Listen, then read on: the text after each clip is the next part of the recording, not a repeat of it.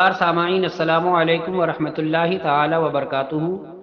بسم اللہ الرحمن الرحیم۔ اللہ رب محمد صلی اللہ علیہ وسلم، نحن عباد محمد صلی اللہ علیہ وسلم۔ عقل چوپایوں کو دے بیٹھے حکیم تھانوی، میں نہ کہتا تھا کہ صحبت دیو کی اچھی نہیں۔ فقیر مدثر رضا برکاتی رضوی آپ تمامی حضرات کی خدمت میں حاضر ہے۔ کچھ عرض کرنے سے پہلے آپ تمامی کی خدمت میں عریضہ ہے کہ آپ ہمارے چینل رد وہابی چینل کو سبسکرائب کریں تاکہ آپ کے ایمان اور عقیدے کی حفاظت ہو سکے۔ آئیے اب آپ تمامی حضرات کی خدمت میں، آپ نے دیکھا ہوگا پہلے قسط میں پہلے پارٹ میں کہ ایک مولوی مکۃ المکرمہ میں بیٹھ کر اعلیٰ حضرت کو دھوکے باز کہتا ہے۔ امام کعبہ نے حضرت نانوتوی پہ کفر کا فتویٰ لگایا تھا۔ کون امام کعبہ تھے اس وقت؟ اس کا نام تو لکھو۔ جب حضرت نانوتوی کا زمانہ تھا، امام کعبہ کون تھا؟ جب باتوں کا پتہ نہ ہونا اپنی طرف سے نہ گھاڑا کرو۔ وہ تو احمد رضا نے آ کر اس زمانے میں جو علماء تھے ان کو علماء دیوبند کے غلط عقیدے بنا کے پیش کیے کہ ان کا یہ عقیدہ ہے، یہ عقیدہ ہے، یہ عقیدہ ہے، اور ان سے دستخط کرا لیے کہ اگر یہ عقیدہ ہے تو یہ تو کفر ہے۔ پھر علماء دیوبند نے اس کا جواب دیا، المحند المفند کے نام سے کتاب لکھی اور وہ علماء حرم کو پیش کی۔ ان نے پھر دستخط کیے کہ ہمیں پتہ نہیں تھا کہ احمد رضا اتنا بڑا دھوکے باز انسان ہے، ہم تو سمجھا تھا کہ مولوی ہے۔ وہ واقعہ کچھ ہے اور آپ کچھ بیان کرتے ہیں۔ تو ہمارے مسلک کا اصول ہے چھیڑو مت، اور چھڑ جائے تو چھوڑو مت۔ انشاءاللہ عز و جل اسی پر عمل کرتے ہوئے آپ کی خدمت میں کچھ عرض کرتا ہوں۔ عرض یہ ہے کہ حسام الحرمین علی منحر الکفر والمین جو اعلیٰ حضرت کی وہ مایہ ناز تصنیف ہے جس پر 36 علماء حرمین محترمین کے تصدیقات اور سگنیچر موجود ہیں، اور ان اکابرین دیابنا پر کفر و ارتداد کا فتویٰ صادر کیا گیا، اس کی رد میں ایک کتاب لکھی گئی المحند علی المفند۔ اب اصل میں یہ کتاب کا نام ہونا چاہیے تھا المخنث، چونکہ اس کتاب میں صرف جھوٹ، مکر، فریب اور دجل ہے اور لوگوں کو دھوکہ دینے کی کوشش کی گئی ہے۔ انشاءاللہ عز و جل دلیل کی روشنی میں، ثبوت کی روشنی میں یہ فقیر آپ کے سامنے ایک ایک جھوٹ کو پارٹ وائز رکھنے کی کوشش کرتا ہے تاکہ حق آپ کے سامنے واضح ہو سکے۔ محترم حضرات، میرے ہر ایک جملے کو بغور سماعت فرمائیں، اور نجد سے لے کر سہارنپور تک اور رائے ونڈ سے لے کر ندوہ تک کے تمام چھوٹے بڑے دیوبندیوں کو میرا چیلنج ہے کہ میرے ایک حوالہ کو غلط ثابت کرو، انشاءاللہ عز و جل 1 لاکھ روپے فقیر دینے کو تیار ہے۔ یہ میرے ہاتھ میں کتاب ہے فتاوی رشیدیہ، کتاب کا نام ہے فتاوی رشیدیہ۔ لکھنے والا ان کا مولوی نہیں ہے بلکہ بہت بڑا مولوی ہے، جو ان کا قطب الارشاد بھی ہے، جو ان کا غوث اعظم بھی ہے، جو خود اپنی زبان سے کہتا ہے کہ سن لو حق وہی ہے جو رشید احمد کی زبان سے نکلتا ہے۔ اس کا صفحہ نمبر ہے 224، ایمان اور کفر کے مسائل۔ فتاوی رشیدیہ صفحہ نمبر 224، ایمان اور کفر کے مسائل۔ اس میں کسی سائل نے رشید احمد گنگوہی سے سوال کیا کہ کتاب تقویت الایمان کے متعلق رائے۔ سوال کیا ہے سنیے، کتاب تقویت الایمان کیسی کتاب ہے، اس کو اچھا سمجھنا اور اس کا درس کرنا اور اس پر عمل کرنا کیسا ہے؟ سامنے والے نے پوچھا کہ کتاب کا نام ہے تقویت الایمان، اس کو پڑھنا اور اس کو سمجھنا اور اس کا درس کرنا کیسا ہے؟ تو دیوبندیوں کے قطب الارشاد رشید احمد گنگوہی کیا کہتے ہیں سنیے، کتاب تقویت الایمان نہایت عمدہ اور سچی کتاب اور موجب قوت و اصلاح ایمان کی ہے، اور قرآن و حدیث کا مطلب پورا اس میں ہے۔ آپ تمامی حضرات کی خدمت میں المحند علی المفند کی مکاری مجھے واضح کرنی ہے، اس لیے اس کتاب کا مجھے پہلے سہارا لینا پڑ رہا ہے تاکہ میں المحند کی مکاری اور المحند کتاب کے دجل اور فریب کو آپ کے سامنے بالکل آفتاب کی طرح روشن کر دوں۔ آپ نے سن لیا کہ تقویت الایمان ان کے یہاں کتنی بڑی کتاب ہے، سچی کتاب ہے، کتاب و سنت والی کتاب ہے، اس کو پڑھنا جو ہے اور رکھنا عین اسلام ہے، اسی فتاوی رشیدیہ میں موجود ہے۔ اب آئیے ذرا تقویت الایمان کی ایک عبارت میں پڑھتا ہوں کہ اس کتاب اور اس مولوی کی بات پڑھتا ہوں، پھر میں المحند کی طرف بڑھتا ہوں۔ اب آپ تمامی حضرات دیکھیے، یہ میرے ہاتھ میں کتاب ہے تقویت الایمان، کتاب کا نام تقویت الایمان، لکھنے والا ان کا علامہ شاہ محمد اسماعیل شہید، ان کا بہت بڑا مولوی ہے، خود رشید احمد گنگوہی ان کے غوث اعظم کی زبان سے میں نے ثابت کیا اور ان کے فتاوی سے۔ اس نے صفحہ نمبر 88 پر ایک حدیث تحریر کرتا ہے مشکات المصابیح کی، اور مشکات شریف کی حدیث کے بعد حضور سید عالم نور مجسم صلی اللہ علیہ وسلم کی شان میں بدترین گستاخی کرتا ہوا کہتا ہے کہ یعنی میں بھی ایک دن مر کر مٹی میں ملنے والا ہوں تو کب سجدے کے لائق ہوں، سجدہ تو اسی پاک ذات کو ہے کہ نہ میرے کبھی۔ پھر سے آپ اس حوالہ کو سنیے، مشکات المصابیح کی پہلے حدیث پیش کرتا ہے، اس کے بعد اپنی جانب سے ایک عبارت یہاں لکھتا ہے، 88 نمبر پیج ہے 88 نمبر پیج ہے تقویۃ الایمان، یعنی میں بھی ایک دن معاذ اللہ رب العالمین مر کر مٹی میں ملنے والا ہوں تو کب سجدہ کے لائق ہوں، یعنی کہ حضور کے لیے اس نے لکھا کہ حضور مر کر مٹی میں مل گئے۔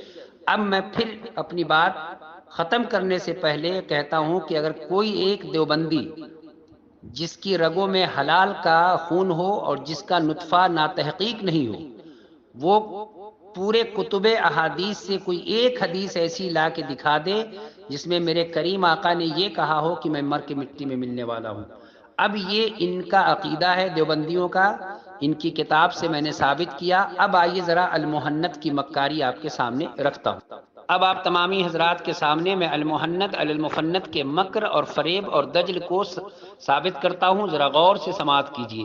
ہاتھ میں میرے کتاب ہے، نام ہے المحنت المفنت، یعنی عقائد علماء اہل سنت دیوبند۔ اس کتاب کو لکھنے کا پس منظر میں نے آپ کے سامنے بیان کیا۔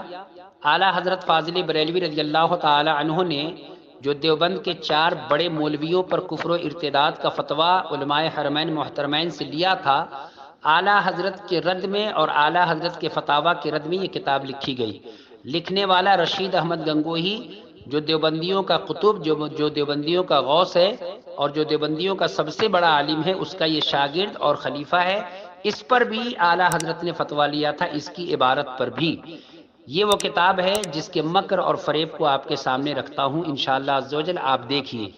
اس مولوی مکہ المکرمہ میں بیٹھ کر اس نے سوچا کہ میں جھوٹ بول کر اور لوگوں کو دھوکہ دے کے نکل جاؤں گا، لیکن اس کو معلوم نہیں ہے کہ اعلیٰ حضرت کے ابھی فکری بیٹے زندہ ہیں، اور اس نے چھیڑ دیا ہے۔ تو انشاءاللہ عز و جل اب میں اس کتاب کی پوری مکاری اور اس کی کتاب کے دجل کو آپ کے سامنے رکھتا ہوں۔ اس کا صفحہ نمبر ہے 43، کتاب کا نام المحنت المفنت، صفحہ نمبر ہے 43، ذرا غور سے سنیے۔ اس میں بقول ان دیوبندیوں کے عرب کے علماء نے، علماء حرمین محترمین نے ان سے سوال کیا۔ اب سوال کیا تھا ذرا سنیے، جبکہ اس میں پوری کتاب میں کسی ایک بھی عرب کے عالم کا نام آپ نہیں دکھائیے گا کہ انہوں نے سوال کیا تھا، یہ سوال خود کا گڑھا ہوا ہے۔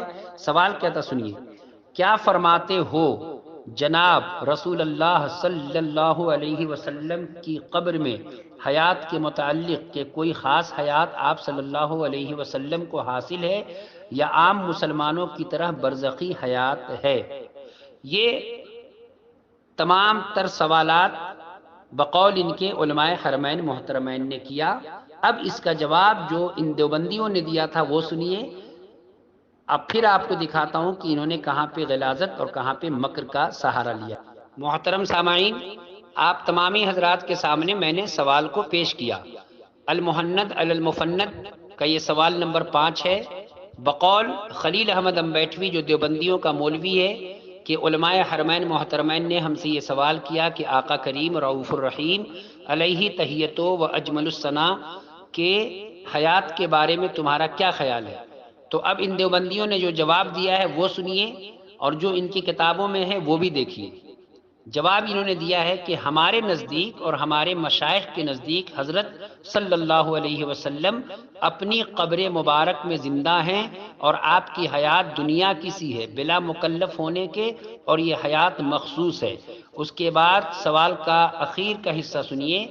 انبیاء و شہداء کی قبر میں حیات ایسی ہے جیسی دنیا میں تھی، اور موسیٰ علیہ السلام کا اپنی قبر میں نماز پڑھنا اس کی دلیل ہے۔ اب تمامی حضرات کی خدمت میں آپ نے دیکھا کہ المحنت میں کس طرح سے مکر سے اس کا جواب اس نے دیا۔ اگر بالفرض حرم کے علماء نے اس دیوبندی سے سوال کیا تھا تو المحند میں اس نے وہ جواب دیا جو اس کی کتاب میں نہیں ہے، نہ جو اس کے اکابرین کا عقیدہ ہے، بلکہ تقویۃ الایمان ان کی بہت بڑی کتاب ہے اور اس کو رکھنا عین اسلام ہے، پڑھنا عین اسلام ہے۔ اور تقویۃ الایمان کے لکھنے والے کو برا کہنے والا ملعون ہے بقول رشید احمد گنگوہی کے۔ اس نے صاف اپنی کتاب میں یہ لکھا ہے کہ حضور مر کر معاذ اللہ رب العالمین مٹی میں مل گئے۔ اب آپ تمامی حضرات انصاف کریے کہ ایک طرف یہ لکھتا ہے کہ حضور مر کر مٹی میں مل گئے، اور دوسری جانب جب علماء حرمین کو بقول اس کے جب جواب دیتا ہے تو لکھتا ہے کہ ہمارے مشائخ کا یہ عقیدہ ہے کہ حضور اپنے قبر میں زندہ ہیں، اور حضرت موسیٰ علیہ السلام جس طرح اپنے قبر میں نماز پڑھ رہے تھے۔ اگر المحنت کا لکھنے والا اگر سچا ہوتا اور المحنت کا لکھنے والا اگر مکر نہ کرتا، اور مکر کیوں نہیں کرتا؟ چونکہ اس کے مجدد کی پیدائش کا مادہ ہی مکر عظیم ہے۔ میں پھر کہتا ہوں کہ اس کے مجدد کی پیدائش کا مادہ مکر عظیم ہے، تو مکر اس کے خون میں شامل ہے۔ اگر یہ لکھ کے ان تمام علماء حرمین محترمین کے سامنے رکھتا تو المحنت پہ تقریض تو نہیں لکھی جاتی، لیکن اس کے سر پر اتنا جوتا علماء حرمین طیبین مارتے کہ اس کے سر پہ پوری وہ تقریض لکھ دیتے، لیکن اس نے اس لیے نہیں لکھا کہ اگر لکھ دیتا تو اس کی مکاری اور اس کے دیوبند مسلک کے دجل اور فریب کو کھل کے سامنے آ جاتا۔